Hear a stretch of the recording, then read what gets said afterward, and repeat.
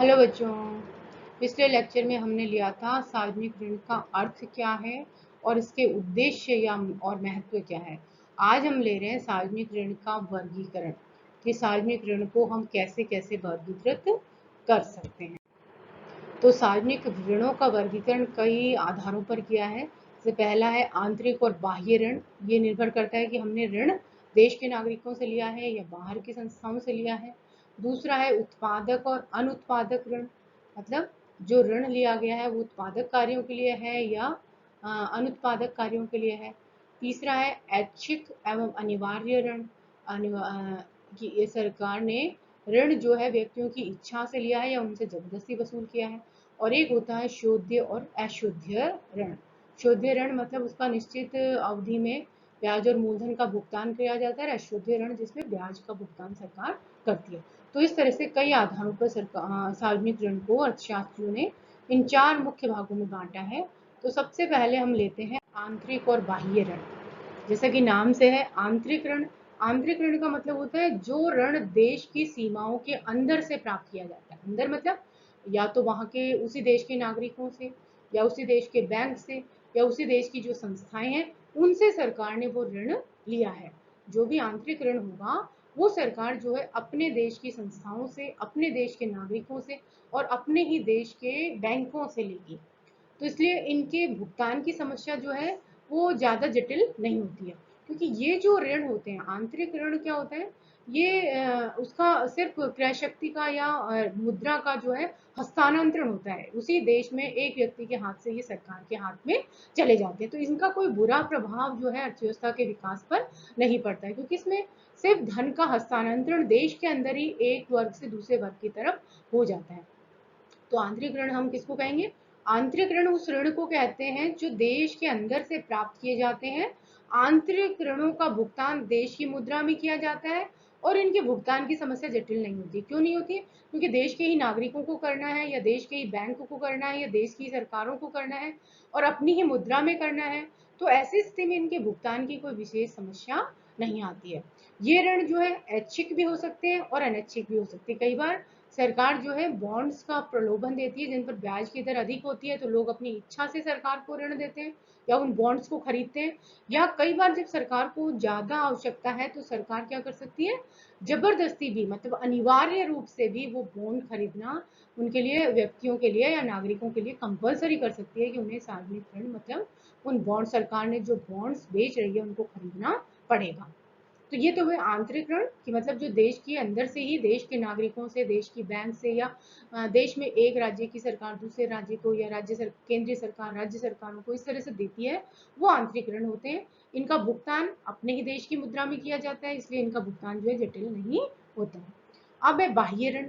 बाह्य ऋण जैसे नाम है, बाहरी ऋण, देश के बाहर से जो ऋण लिए जाते हैं। देश के बाहर से 3 प्रकार से ले सकती है, वहां के विदेश के नागरिकों से, संस्थाओं से और देश के बाहर के देशों की बैंकों से सरकार ऋण ले सकती है। तो वो कहलाता है बाह्य ऋण। अब ये जो ऋण होते हैं ये अर्थव्यवस्था के लिए बड़े घातक भी हो सकते हैं कई बार। यदि बाह्य ऋणों पर या विदेशी ऋण पर किसी सरकार की निर्भरता बढ़ती जाती है, किसी देश की जो अर्थव्यवस्था है वो बाह्य ऋणों पर ही निर्भर रहती है, तो ऐसी स्थिति में वो अर्थव्यवस्था के लिए लंबे समय में घातक हो सकते हैं। क्यों हो सकते हैं? क्योंकि एक तो बाह्य ऋण में ब्याज और मूलधन का भुगतान जो है अपने देश से बाहर चला जाता है। मतलब इसमें जो भी पैसा है आंतरिक ऋण में, ब्याज और मूलधन दोनों अपने ही देश में रहता है, तो मुद्रा का प्रवाह नहीं होता है। लेकिन बाह्य ऋणों में जितना भी मूलधन है और ब्याज है वो देश के बाहर चला जाता है। दूसरा, इनका भुगतान हमको क्या करना पड़ेगा, विदेशी मुद्रा में करना पड़ेगा। तो सरकार को विदेशी मुद्रा जो है वो लेनी पड़ेगी और उसके आधार पर भुगतान करना पड़ेगा। तो यदि किसी देश की मुद्रा की, विदेशी मुद्रा की जो मांग है वो ज्यादा है, तो विदेशी विनिमय दर बढ़ सकती है, जो अर्थव्यवस्था के लिए मतलब ज्यादा भुगतान करना पड़ेगा या प्रतिकूल हो सकती है। तो ऐसी स्थिति में भी देश को या अर्थव्यवस्था को नुकसान उठाना पड़ सकता है। तो इस तरह से ये हुए आंतरिक ऋण और बाहरी ऋण, जो ये निर्भर करते हैं कि सरकार ने वो ऋण कहाँ से लिया है, उसका स्थान कहाँ है। यदि अपने देश के अंदर से लिया है तो वो आंतरिक ऋण होगा, और यदि देश की सीमा के बाहर से, नागरिकों से, संस्थाओं से, बैंकों से लिया है तो वो कहलाएगा बाहरी ऋण। तो पहला तो हो गया आंतरिक ऋण और बाहरी ऋण। तो आंतरिक ऋण नुकसानदायक नहीं होते हैं, क्यों? क्योंकि इनका भुगतान अपने देश की मुद्रा में करना है, अपने ही नागरिकों को करना है, इसलिए अपने देश से मुद्रा का पलायन नहीं होता है। लेकिन बाहरी ऋण जो है वो सरकार के लिए, यदि हम ज्यादा कोई देश निर्भर करेगा, किसी अर्थव्यवस्था की निर्भरता बहुत ज्यादा यदि विदेशी ऋणों पर है, तो ऐसे स्थिति में दीर्घकाल में उस अर्थव्यवस्था के लिए नुकसान उठाना पड़ सकता है उस अर्थव्यवस्था को। अब दूसरा वर्गीकरण है कि उनका उपयोग के आधार पर, कि जो ऋण सरकार ने लिया है वो किस कार्य के लिए लिया है। तो उत्पादक, जैसे एक उत्पादक कार्य होते हैं और एक अनुत्पादक कार्य है। तो यदि उत्पादक ऋण क्या मतलब क्या है, कि जिनका उपयोग सरकार जो है, अर्थव्यवस्था जो है उत्पादक कार्यों में करती है, जिन ऋणों का उपयोग हम उत्पादक कार्यों के लिए करते हैं, उनको हम उत्पादक ऋण कहते हैं। इनको सक्रिय ऋण भी कहते हैं। क्यों? क्योंकि इनके भुगतान की कोई समस्या नहीं आती है। क्योंकि जो उत्पादक ऋण सरकार लेगी उसका उपयोग किसमें करेगी? उत्पादक कार्यों में। उत्पादक कार्यों का मतलब उन कार्यों से आय का अर्जन होगा, लोगों को रोजगार मिलेगा, परिसंपत्ति का निर्माण होगा। तो ऐसी स्थिति में सरकार को लंबे समय बाद, मतलब दीर्घ काल में, उन परियोजनाओं से क्या होगा? उत्पादन भी प्राप्त होगा और आय भी प्राप्त होगी। तो सरकार क्या करेगी? ब्याज और मूलधन का भुगतान इस कार्य के लिए जो ऋण लिया था उन परियोजनाओं से प्राप्त होने वाली आय से कर सकती। इसलिए देश पर अतिरिक्त भार इसका नहीं पड़ेगा। मतलब मूलधन और ब्याज जो है, जिस कार्य के लिए ऋण लिया था उस कार्य से ही उसकी पूर्ति हो जाएगी। जिस भी परियोजना के लिए लिया है, जिस भी प्रोजेक्ट के लिए सरकार ने ऋण लिया है, यदि वो उत्पादक है और उससे बाद में क्या हो रहा है, लंबे समय बाद क्या हो रहा है, कुछ समय बाद यदि उस प्रोजेक्ट से सरकार का उत्पादन भी बढ़ रहा है और आय भी अर्जित हो रही है, तो सरकार उससे उसका भुगतान कर सकती है। इसलिए उत्पादक ऋण देश की अर्थव्यवस्था के लिए घातक नहीं होते हैं। ये देश की अर्थव्यवस्था के लिए उपयोगी होते हैं, क्योंकि जो अल्प विकसित और विकासशील देश हैं उनका तो विकास ही इन सार्वजनिक ऋणों पर निर्भर करता है। क्योंकि उनके पास बहुत ज्यादा प्रति व्यक्ति आय नहीं होती है लोगों की, तो बचत नहीं होती है, बचत नहीं होती है तो पूंजी निर्माण नहीं होता है, और पूंजी निर्माण नहीं होता है तो देश में निवेश नहीं होता है। अब है गैर उत्पादक ऋण। गैर उत्पादक ऋण उत्पादक ऋणों के बिल्कुल विपरीत है। जिन ऋणों का उपयोग सरकार उत्पादक कार्यों में नहीं करती है, अनुत्पादक कार्यों में करती है, वो गैर उत्पादक ऋण होते हैं। इनको निष्क्रिय ऋण भी कह सकते हैं, मृत भार ऋण, जैसे डॉक्टर उर्सुला हिक्स ने इसको मृत भार ऋण या डेड वेट लोन भी कहा है। तो इनको निष्क्रिय ऋण भी कहते हैं। क्यों कहते हैं? क्योंकि इनका उपयोग जो है सरकार किस में करती है? ऐसे कार्यों में करती है जिससे ना तो आय बढ़ती है और ना ही संपत्ति का अर्जन होता है। ना तो कोई इनकम बढ़ेगी, ना उत्पादन बढ़ेगा। तो ऐसे कौन से कार्य हैं? मतलब ये जो कार्य हैं, जैसे मान लो देश की सुरक्षा और शांति पर खर्चा किया सरकार ने, तो इससे कोई आय अर्जित नहीं होगी। सरकार ने प्राकृतिक प्रकोपों से बचने के लिए यदि खर्चा किया है तो कोई आय अर्जित नहीं होगी। इसी तरह कोई महामारी वगैरह आ गई, उसके लिए किया है तो भी कोई आय अर्जित नहीं होगी।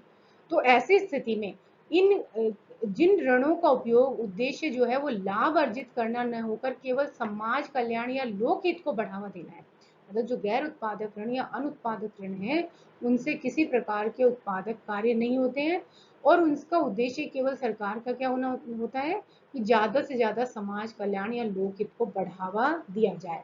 तो ऐसे ऋण जो होते हैं वो अर्थव्यवस्था के लिए भार होते हैं, क्योंकि इन ऋणों का ब्याज और मूलधन जो है वो सरकार को अपने आप पे भुगतान करना पड़ता है। क्योंकि इन ऋणों से ना तो किसी संपत्ति का निर्माण होता है और ना ही उससे कोई आय अर्जित होती है, इसलिए उनका पूरा का पूरा ब्याज और मूलधन का भुगतान जो है सरकार को अपने आय के अन्य स्रोतों से करना पड़ता है। अब हम लेते हैं ऐच्छिक और अनिवार्य ऋण। तो ऋण के स्वभाव के आधार पर ऋण को दो भागों में बांटा है, ऐच्छिक और अनिवार्य। ऐच्छिक ऋण वह होता है जो जनता द्वारा ब्याज एवं लाभ अर्जित करने की दृष्टि से सरकार को दिया जाता है और इसके लिए ऋणदाता पर कोई दबाव नहीं डाला जाता है। ऐच्छिक ऋण जैसे नाम से ही पता चलता है कि ये अपनी इच्छा से जनता जो है वो सरकार को देती है। जनता सरकार को ऋण क्यों देगी? क्योंकि उस पर सरकार, जनता जो है या देश के नागरिकों को, यदि उनके पास ज्यादा बचत है या संपत्ति है, तो वो ब्याज और लाभ अर्जित करने के लिए, यदि उन्हें ऐसा लगता है कि सरकार को ऋण देने से उनको ब्याज ज्यादा मिलेगा या ज्यादा लाभ होगा, तो वो सरकार को अपनी बचतों को जो है वो सरकार को दे देते हैं। तो इसके लिए सरकार उन पर कोई दबाव नहीं डालती है, परंतु चूंकि उस निवेश से या उस ऋण से करदाता ऋणदाता को ब्याज मिलेगा और उसका लाभ बढ़ेगा, इसलिए वो अपनी इच्छा से अपनी आय का वह भाग या अपनी बचत जो है वो सरकार को ऋण के रूप में दे देता है। तो इसलिए इनको ऐच्छिक ऋण कहते हैं, क्योंकि ये व्यक्ति अपनी इच्छा से जो है वो सरकार को देता है, सरकार उस पर ऋण देने वाले पर कोई दबाव नहीं बनाती है। दूसरा है अनिवार्य ऋण। जैसा नाम से पता है कि अनिवार्य ऋण वो ऋण होते हैं जो सरकार या राज सत्ता जो है जनता से बलपूर्वक वसूल करती है। अब बलपूर्वक वसूल कब करेगी सरकार? जब अनिवार्य ऋण नहीं मिल पाते, जब सरकार ने क्या किया कि ऐच्छिक ऋण, सरकार ने बॉन्ड्स जारी किए या कुछ भी किया, अपना वो कुछ भी बॉन्ड वगैरह जारी किए और लोगों ने उनको नहीं खरीदे, तो इससे सरकार को ऐच्छिक ऋण नहीं प्राप्त नहीं हो पाए। इसलिए सरकार क्या करेगी, ऐसी स्थिति में अनिवार्य कर देगी कि इतने रुपए के बॉन्ड या बचत व्यक्ति को करनी पड़ेगी। ऐसा सरकार हर समय नहीं करती है, क्योंकि वर्तमान समय में कल्याणकारी राज्य हैं सारे और हर सरकार प्रजातांत्रिक सरकार है, तो केवल ऐसा सरकार अनिवार्य ऋण जो है वो सरकार केवल तभी मिल लेती है जबकि देश में बहुत बड़ी संकट की स्थिति हो या संकटकालीन कोई परिस्थिति आ गई और सरकार को धन की आवश्यकता है, तो ऐसी स्थिति में केवल सरकार अनिवार्य कर सकती है ऋणों को, अनिवार्य ऋण जनता से ले सकती है। लेकिन वर्तमान समय में ऐसे ऋणों का कोई महत्व नहीं है, ऐसे ऋण सरकार के द्वारा नहीं लिए जाते हैं। अब हम लेते हैं चौथे प्रकार का ऋण, शोध्य एवं अशोध्य ऋण। मतलब ऋणों के भुगतान के आधार पर कि किस प्रकार से इस ऋण का भुगतान करेगी सरकार, उस आधार पर हम दो भागों में बांट रहे हैं। एक शोध्य ऋण होता है और एक अशोध्य ऋण होता है। मतलब जब सार्वजनिक ऋण सरकार लेती है तो उस समय सरकार को ये निर्धारित करना पड़ता है कि इसका भुगतान वो कैसे करेगी। तो कुछ ऋण तो ऐसे होते हैं जिनको सरकार कहती है कि निश्चित अवधि में हम इनकी ब्याज जो है ब्याज सहित इनका भुगतान कर देंगे, 5 साल में, 10 साल में, 15 साल में, जितने भी टाइम में है सरकार एक निश्चित अवधि लेती है कि 1 साल में, 3 साल में, 5 साल में, जितने भी समय में एक निश्चित अवधि के अंतर्गत ब्याज सहित जो है सरकार इनका भुगतान कर देगी। तो उनको हम शोध्य ऋण कहते हैं। शोध्य ऋणों का मतलब क्या हुआ, ऐसा ऋण जिसका भुगतान ब्याज सहित एक निश्चित अवधि के अंदर करना पड़ता है, और इन ऋणों को अस्थायी ऋण भी कहते हैं। तो ये तो हुए शोध्य ऋण। अशोध्य ऋण क्या होते हैं? इन ऋणों पर केवल सरकार क्या कहती है कि ब्याज जो है वो निश्चित समय पर ब्याज के भुगतान करती रहेगी। मतलब ब्याज के भुगतान की केवल गारंटी देती है, मूलधन की नहीं देती है। सरकार कहती है कि ब्याज जो है उसका निश्चित समय पर उसका भुगतान हम करते रहेंगे।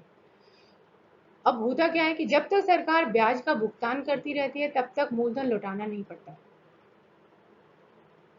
तो अशुद्ध ऋण क्या हुए, इनमें सरकार ब्याज और मूलधन के भुगतान करने की कोई निश्चित अवधि नहीं बताती है, निश्चित गारंटी नहीं देती है कि इतने समय में ब्याज सहित इसका मूलधन लौटा दिया जाएगा। मतलब सरकार क्या कहती है कि ब्याज जो है इसका भुगतान हम करते रहेंगे, और मूलधन का भुगतान कब करेंगे ये नहीं पता, वो अपने हिसाब से करेंगे। तो इस स्थिति में इन ऋणों को अर्थव्यवस्था के लिए हानिकारक माना जाता है। क्यों? क्योंकि इनके कारण क्या होता है, इससे सरकार कभी भी ऋण से मुक्त नहीं हो पाती है और सरकार जो है अर्थव्यवस्था जो है ऋण के जाल में फंसती जाती है। तो इन ऋणों को अर्थव्यवस्था के लिए महत्वपूर्ण नहीं माना जाता है। तो वर्तमान समय में अर्थशास्त्री कहते हैं कि इनका कोई महत्व भी नहीं है। तो ये तो हुए हमारे ऋणों का वर्गीकरण। तो इस तरह से हमने लिया ऋणों को मुख्य रूप से 4 भागों में बांटा है। पहला लिया हमने कि एक तो देश के अंदर से लेते हैं आंतरिक ऋण, और जब देश के बाहर से लेते हैं बाहरी ऋण। दूसरा हमने लिया उपयोग के आधार पर कि उन ऋणों का उपयोग हम किस में कर रहे हैं।